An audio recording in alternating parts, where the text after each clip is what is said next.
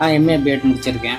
படித்த படிப்புக்கு ஏற்ற வேலை கிடைக்கல. எல்லா இளைஞர்களுக்கும் நான் சொல்கிறது என்னென்னு கேட்டால், இன்றைய காலகட்டத்துக்கு படித்த படிப்புக்கு வேலை கிடைக்குன்னு நம்பிக்கிட்டே இருந்தால் கடைசி வரைக்கும் கிடைக்கவே கிடைக்காது. நம்ம தான் தொழிலை உருவாக்கிக்கணும். எந்த தொழில் செஞ்சாலும் தப்பு கிடையாது.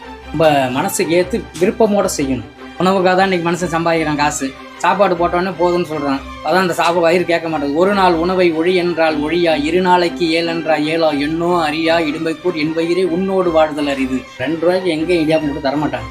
யாராச்சும் கொடுத்தா நான் இந்த தொழிலை விட்டுறேன். கன்ஃபார்மாக சொல்கிறேன். 2 அடித்து சொல்லுவேன். 2 ரூபாய்க்கு எந்த உணவுப் பொருளும் வாங்க முடியாது. கலப்படம் இல்லாத உணவுப் பொருள் மனசுக்கு திருப்தியாக இருக்குது எனக்கு இது கொடுக்குறது. ஃபஸ்ட்டு அப்பா இந்த தொழிலை செஞ்சுக்கிட்டு இருந்தார்.